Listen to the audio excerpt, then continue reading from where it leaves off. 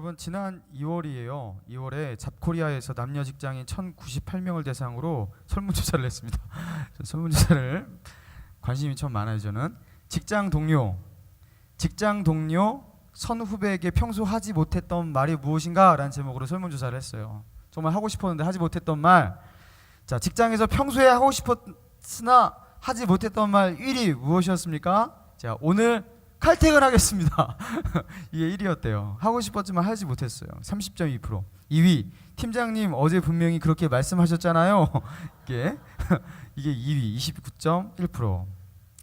자, 여러분 우리가 직장 이제 생활한 분이라든가 뭐 다 아실 거예요. 해야 할 일을 했어요. 자기가 맡은 일을 했어요. 자, 이제는 가도 돼요. 그러나 상사 눈치 보느라고 퇴근을 못 해요. 그때 참 마음이 힘들지 않습니까? 스트레스가 쌓입니다. 차라리 일이라도 있으면 좋았을 것을 일도 없이 상사 눈치 보면서 가만히 앉아 있는 그것, 여러분 얼마나 그 불만과 피로가 많이 쌓입니까? 여러분 그러니까요, 회사 다니면서 진짜 회사 다니기 싫다 하면서 회사에 대한 애사심이 없어져요. 그리고 그런 어떤 스트레스 때문에 그 회사 생활에 대한 효율이 떨어집니다. 결국에 그런 모든 것들에 대한 불이익은요, 사실 회사가 떠안게 되는 거예요. 여러분 회사 손해입니다. 그래서 우리가요, 어차피 눈치 보느라고 상사 눈치 보느라고 퇴근 일찍 못할 거 어떻게 해요? 아침부터 저녁 9시까지 늘어지게 일을 하자. 그래서 천천히 일하는 거예요. 1시간에 할 거 2시간에 하고 일부러 그렇게 하는 거예요. 어차피 야근할 건데, 그죠? 그렇게 하면서 회사 생활이 권태롭고 만족도 떨어지고 2년 3년 버틴 후에 더는 못 참겠다 이직하고, 여러분 이렇게 되는 거예요. 여러분 쓸데없는 야근. 물론 일이 많아서 야근을 많이 하는 분도 많아요. 그죠? 일이 너무나 많아서 일에 치여서 야근하는 분도 많습니다. 그러나 눈치 보느라고 쓸데없이 야근하는 분도 많다고 들었어요. 이 쓸데없는 허례 허식. 본질이 형식을 이끌어가야 되는데 누가 만들어 놓은지도 몰라요. 이 형식이라는 것은 이런 예의라는 것을 누가 만들어 놓은지도 모르겠는데 그 형식들이 우리를 드라이브할 때가 있다라는 거, 우리를 끌어갈 때가 있다라는 거. 여러분 이런 구조와 이런 관계들이 굉장히 문제입니다. 저는요, 형식적인 거 되게 싫어해요. 형식적으로 하는 거 싫어합니다. 좀 이렇게 형식을 좀 타파했으면 좋겠어요. 그런 어떤 불필요한 형식들 있잖아요. 여러분 제가 묻겠습니다. 새벽 기도가 중요한 게 아니에요, 여러분. 기도하는 게 중요한 거예요. 새벽 기도를 했습니다. 정말 기도를 했냐? 응답받았냐? 거기서 어떤 하나님의 음성을 들었냐? 여러분 하나님은요, 새벽 기도했네, 와! 이러지 않아요. 기도를 했냐가 중요한 거예요. 공부 시간 채우는 게 중요한 게 아니에요. 공부를 했냐가 중요한 거예요. 그죠? 오늘은 공부를 9시간 했어. 와, 내가 9시간 했다. 뭐 공부한 게 얼마나 중요한 거예요. 목회도 마찬가지죠. 사역도 마찬가지죠. 얼마나 열심히 최선을 다해서 사역했냐, 목회했냐, 이게 중요한 게 아니라 얼마나 하나님이 기뻐하시는 그 사역을 이루었냐, 그게 중요한 것이죠. 여러분 제발 형식에 끌려다니지 마시기 바랍니다. 여러분 그나마 본질과 형식을 구분하면서 본질적으로 살아가려는 어떤 배짱과, 그렇죠? 어떤 열정, 그나마 20대 30대들이 가지고 있는 거예요. 근데 이런 20대 30대조차도 형식에 끌려다니고 허례허식에 끌려다니고 본질과 형식을 구분하지 못하는 그런 멍텅구리로 살아가잖아요. 여러분 그 인생 가망이 없습니다. 그냥 살다 끝나는 거예요. 여러분 최소한 우리의 젊음의 시간 속에서는요, 젊음은요 본질과 비본질을 구분하고 본질과 형식을 구분할 줄 아는 그런 분별력이 있어야 되는 거예요. 사랑하는 여러분, 형식을 잘 붙잡으면 본질은 문제없다. 그래서 형식을 잘 붙잡는 게 중요하다. 이런 말도 들어봤을 거예요. 이게 맞는 면이 있지만 틀린 면이 참 많습니다. 여러분 본질이 형식을 이끌지 않고 형식이 본질을 이끌 때 어떤 일이 일어나냐면 외식이라는 것이 일어납니다. 성경적으로 외식하는 자요, 이런 일이 일어나죠. 부패합니다. 타락합니다. 그래서 형식을 붙잡는 사람은요, 어느덧 어느 날 보면요 형식적 사람이 돼 있어요. 그 본질을 붙잡기 위해서 발버둥 치지 않으면 결국 어느 날 자연스럽게 놓치는 게 본질이에요. 여러분 기독교의 본질이 무엇입니까? 예수님이 온 율법과 선자의 강령은 이것이니라. 첫째는 하면서 뭐라고 말씀하셨어요? 내 마음을 다하고 목숨을 다하고 뜻을 다하여 주 너의 하나님을 사랑하라 하셨으니 이것이 크고 첫째 되는 계명이요, 둘째도 그와 같으니 내 이웃을 내 자신과 같이 사랑하라 하셨으니 이 두 계명이 온 율법과 선자의 강령이니라 딱 하면서 이게 뭐예요?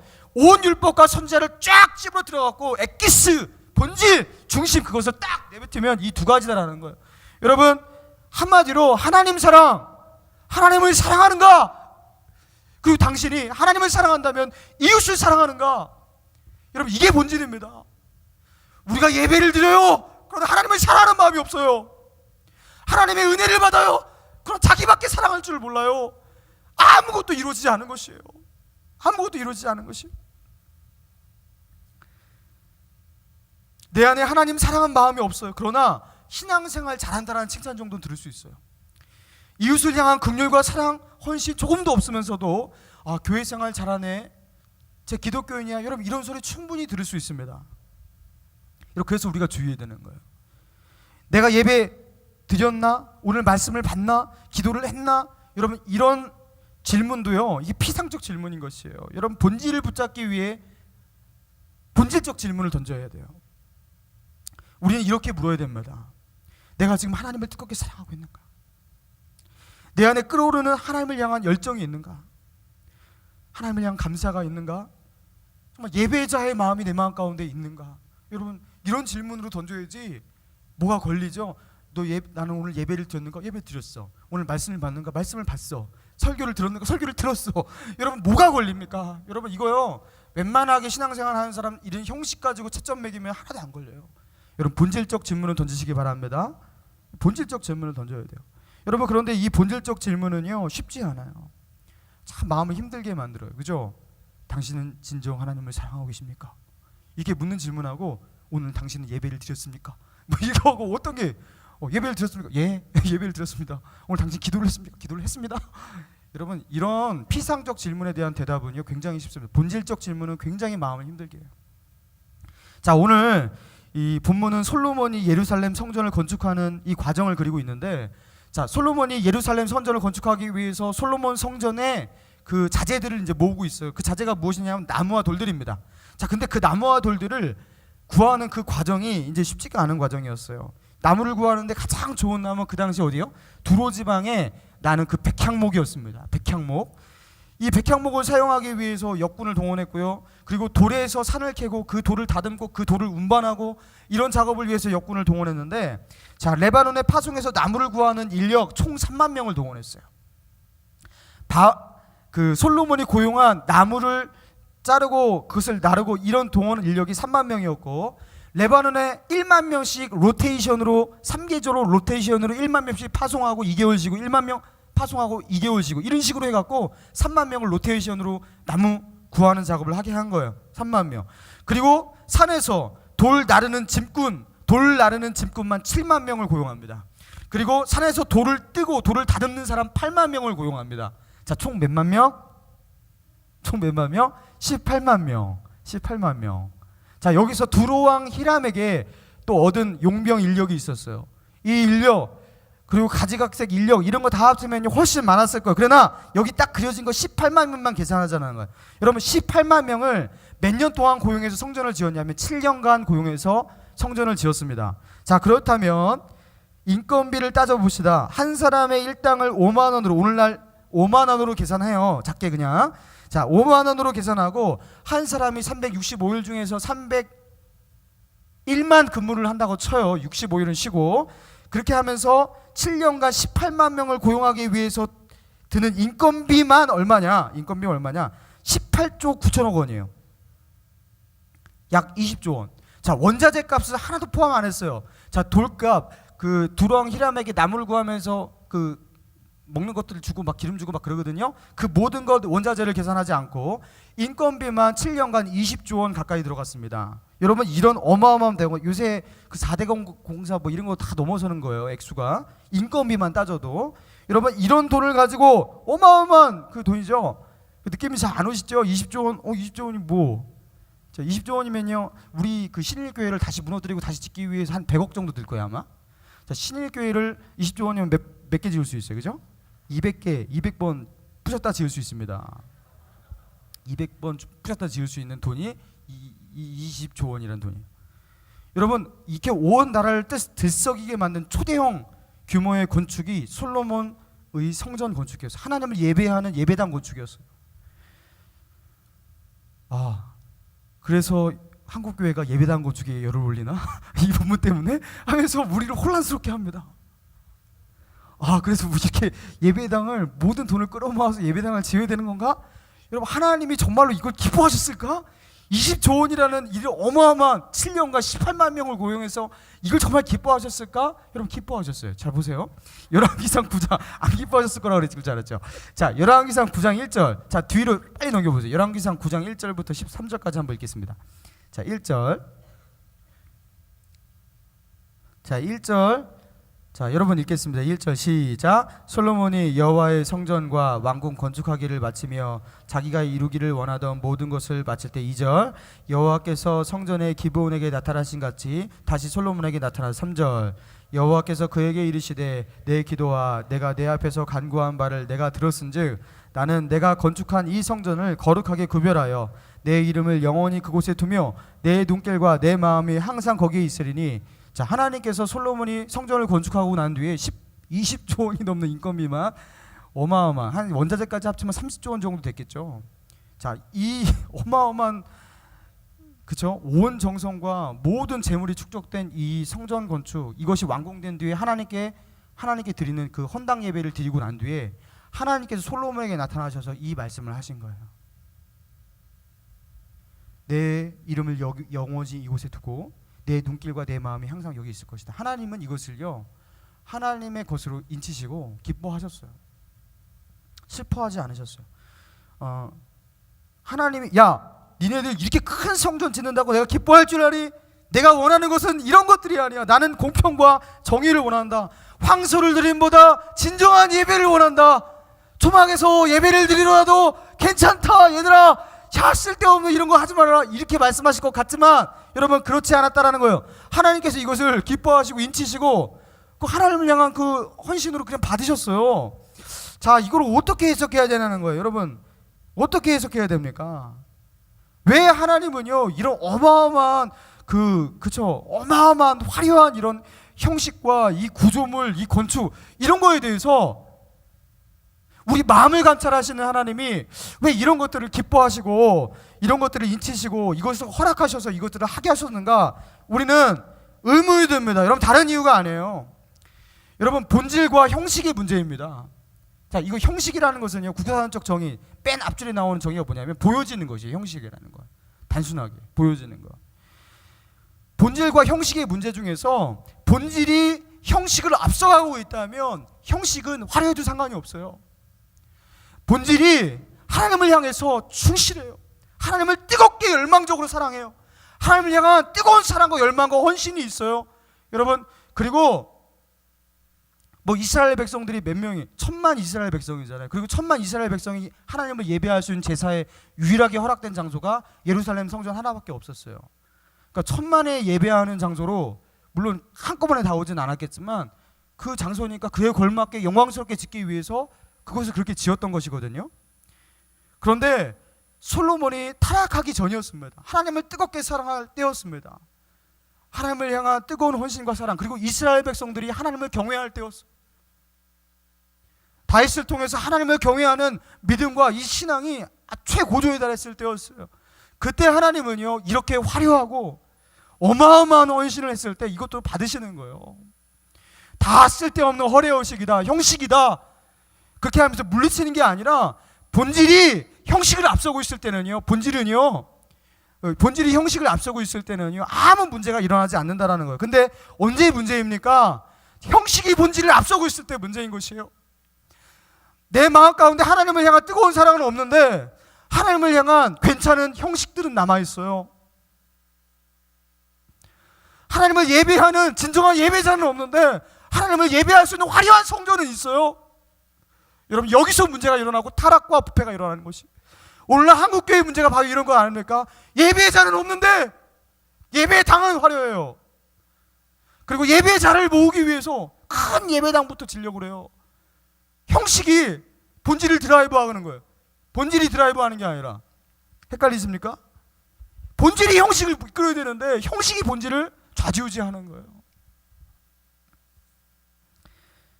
그래서 거대한 공사 속에 만들어진 20조 원의 성전 건축도 이 솔로몬과 그리고 솔로몬의 리더십을 따르고 있는 이스라엘 백성들이 본질적일 때는 아무 문제가 없는 거예요. 타락이 일어나지 않는 거예요. 여러분, 이렇게 하나님을 사랑하고 하나님을 예배하는 본질이 앞서서 그 본질을 표현하기 위해서 형식을 만들려 할 때는요, 아무런 부작용이 없습니다. 오히려 충만함만 있었어요. 그래서 솔로몬이 하나님 앞에 헌당 예배를 드리고 하나님께 기도할 때 어떻게 하늘에서 불이 떨어지죠. 그리고 거기서 능히 제사장들이 예배로 섬길 수 없을 만큼 하나님의 영광의 구름이 그 가운데 임하죠. 서 있을 수 없을 정도로 하나님의 거룩한 영광이 임했어요. 하나님께서 그렇게 그걸 받으셨어요. 그러나 솔로몬이 하나님을 떠났어요. 이스라엘 왕들이 부패했어요. 그리고 이스라엘 사람들이 바알을 숭배하고 그럴 때 여러분, 그 성전은 어떻게 되었습니까? 쓰레기 더미가 되었습니다.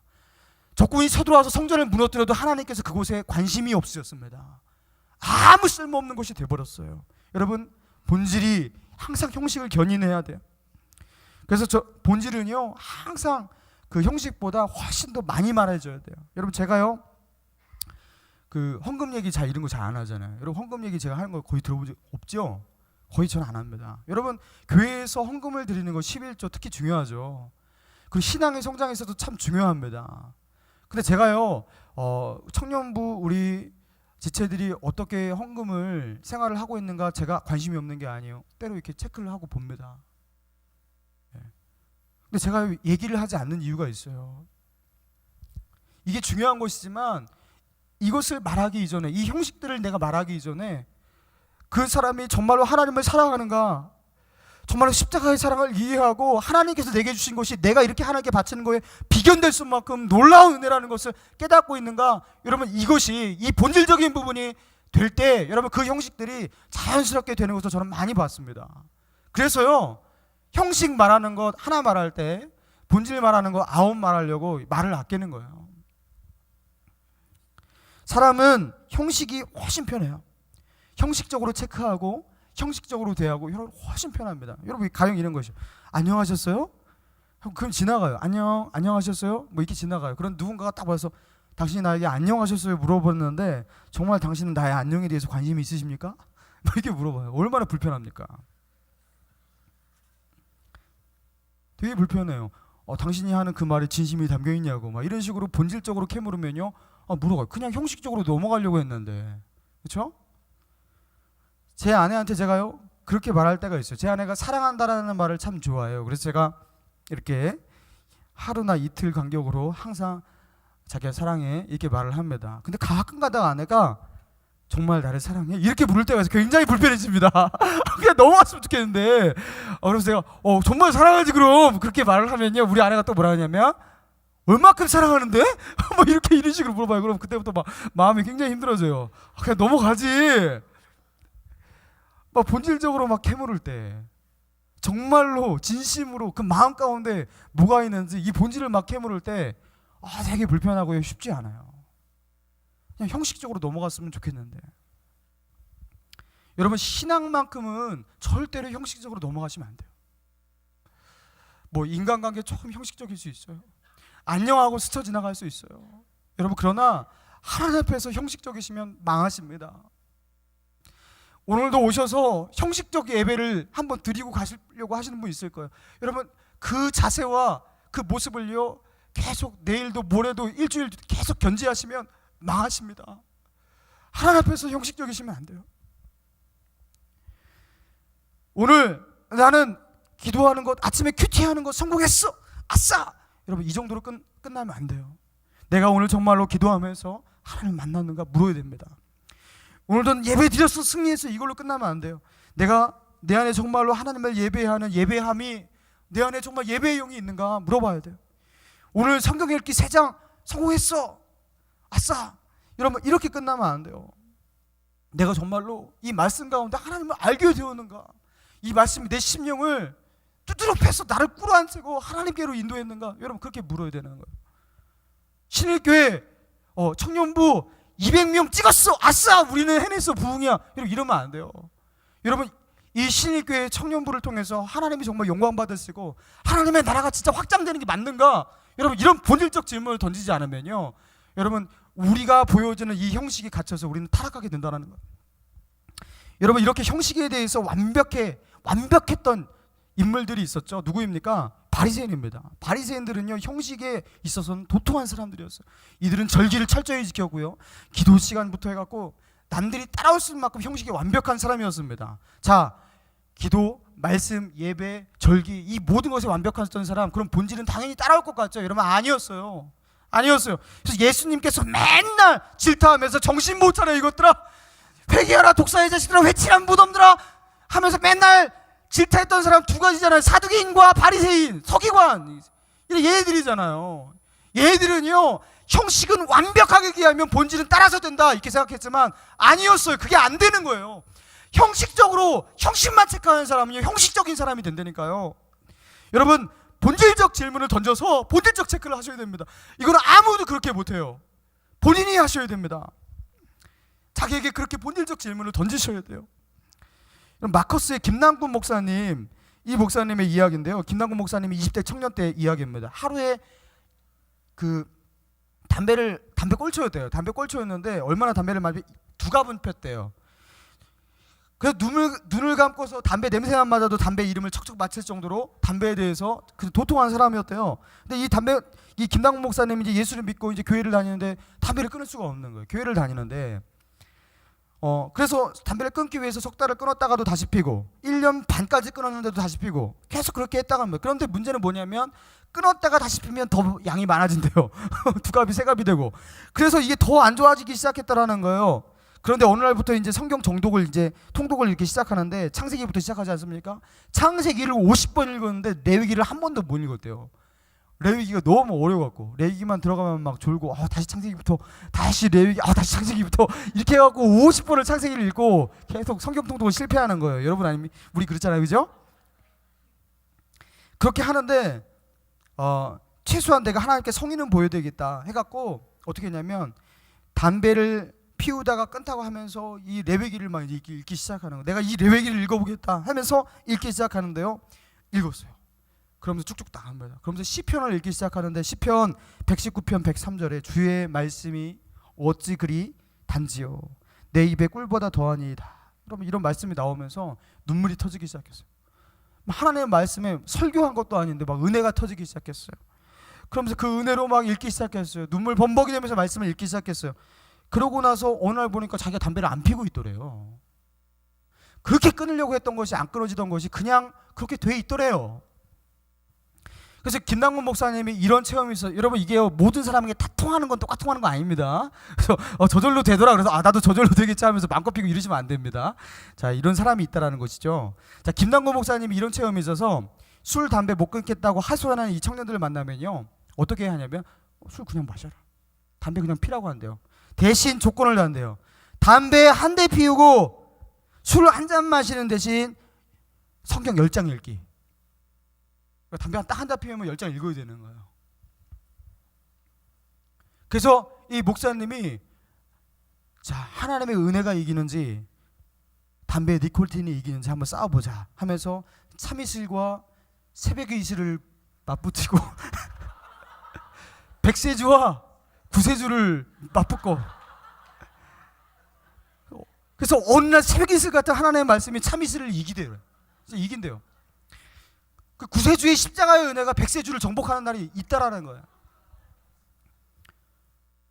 정말이에요. 사랑하는 청년 여러분, 형식과 싸우지 마시기 바랍니다. 사실은 안에 든 것도 없어요. 본질적 힘도 없어요. 그런데 안에 아무것도 없는 텅 빈 형식 붙잡느니 여러분 본질로 승부하셔야 돼요. 여러분, 자기는 잘 살 수 있다고, 난 상태 별로 나쁘지 않다고 그냥 허세만 가득한 신앙인 저는 보여요. 제 딱 보면요 알거든요. 저 안에 본질적인 내면의 힘이 있는지 없는지. 여러분, 이거요 목사 정도 되면요 솔직히 그냥 느낌으로 알아요. 그게 다 정확한 건 아니겠죠. 근데 허세가 있는 친구들이 있어요. 회개하라. 좀 신앙 좋은 것 같이 보이고 싶은 거야. 다 쓸데없습니다. 다 알아요. 그냥 그 실력과 그 본질의 힘이라는 것은 감출 수도 없고 그게 될 게 아니에요. 여러분, 본질로 승부하라는 거예요. 어떻게 하나님의 은혜 없이 거룩하게 삽니까? 사람이 어떻게 주님이 부으시는 성령의 은혜 없이 어떻게 죄를 이겨요? 기도하는 가운데 하나님이 주시는 능력과 그 은혜와 그 사랑과 하나님이 주시는 그 지지하심, 그 임재, 여러분 그런 거 없이 어떻게 세상에서 주님 뜻대로 살아요? 그 못 살아요. 그건 안 돼요. 그냥 저는 목사인데도 그 의지력이 나름대로 강한 사람이라고 자부하는 사람인데도 그게 안 돼요. 맨날 안 돼요. 저는 진짜 나는 안 된다는 사람이라는 것을 철저히 느껴요. 지금도 이번 휴가 기간 때 좀 기도 시간 좀 줄이고요. 말씀 그래도 많이 받구나.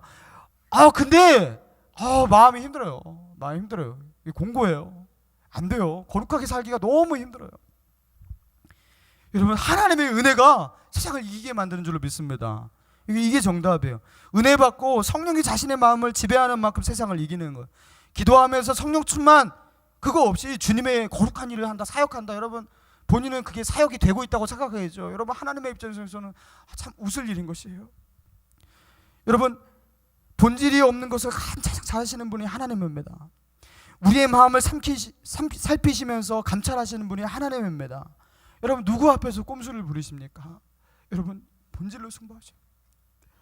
내 안에 하나님을 향한 사랑이 없고 은혜가 없고 내 안에 본질의 힘이 없을 때 여러분 그게 없다고 고백하시면서 그걸 달라고 기도하셔야 돼요. 그거 없이는요 스톱하셔야 돼요. 사랑하는 청년 여러분, 하나님이 원하는 그 마음의 제사를 드리잖아요. 중심으로 우리의 마음으로 하나님을 예배하길 원한다. 하나님을 사랑하길 원한다. 형식적인 1시간 형식적인 1시간 100시간의 예배보다 단 1분의 예배와 단 1분의 기도를 드리더라도 우리의 마음을 담은 상하고 통회하는 마음으로 하나님께 나아가는 그 본질의 예배, 우리 가운데 그런 예배가 회복되기를 축원합니다. 시편 51편 17절에 하나님께서 구하시는 제사는, 예배를 말하는 거죠. 하나님께서 구하시는 제사는 상한 심령이라. 하나님이요 상하고 통회하는 마음을 주께서 멸시하지 아니하시리이다. 여러분 이게 무슨 말씀입니까? 하나님께서 받으시는 제사는 형식적 제사가 아니라는 거예요. 마음으로 상한 심령으로 드리는 진정한 제사를 하나님 받으신다. 그렇게 말씀하고 계십니다. 사랑하는 청년 여러분, 우리 그렇지 않습니까? 경건의 모양 조금 흉내내요. 그러나 경건의 능력이 없어요.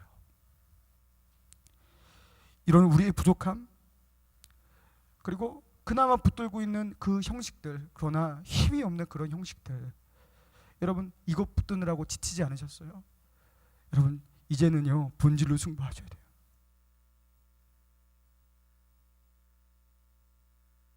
그냥 기도하시면 안 돼요. 진짜 기도하셔야 돼요. 말씀 훑고 지나가시면 안 돼요. 그 말씀 앞에서 영혼이 부딪혀야 돼요. 예배 자리에 나와서 앉으시면 안 돼요. 거기서 진정한 예배자가 돼야 돼요. 그래서 하나님을 만나야 돼요. 형식에 끌려다니지 말고 본질이 형식을 끌게 만드는 본질적인 크리스천, 본질적인 신앙인 되는 저와 여러분 되기를 주님의 이름으로 축원합니다.